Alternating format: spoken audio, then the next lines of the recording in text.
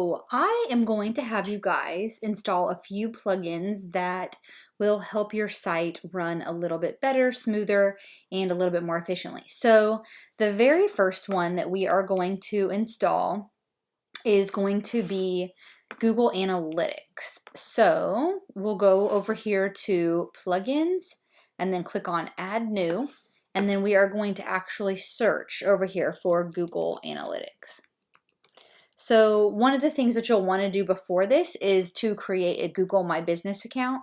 And Google My Business is definitely the place you want to be right now to get more visitors to your website anyway. So I would highly suggest that. And then going in here and getting a Google Analytics account.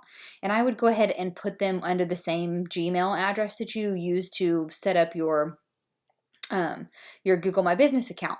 So whenever you go in here, I would actually click on this exact matrix and click on install now.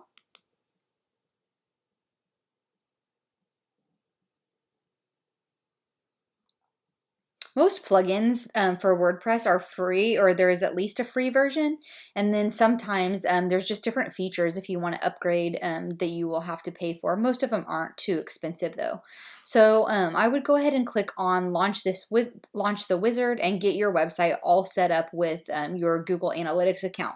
So before doing this, you will have to go set up that Google Analytics account, which should be pretty easy for you to do too, and just tie it right back to your website. And the next plugin that we are going to go install is, let's click on plugins, add new, and then we are going to search for SSL.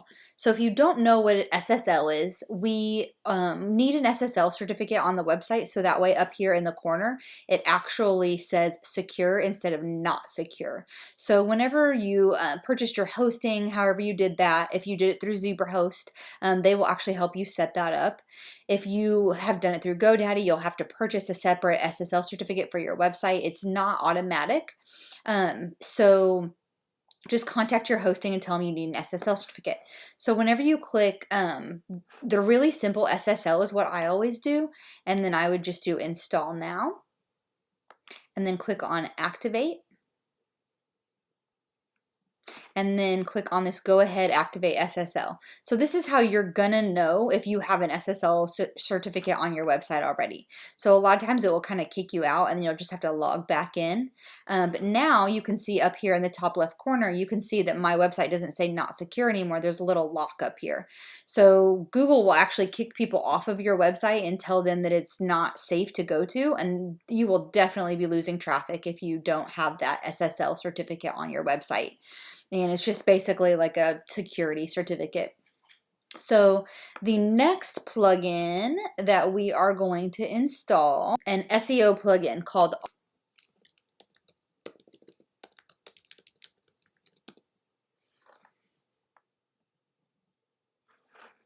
Okay, so install now on this all-in-one SEO.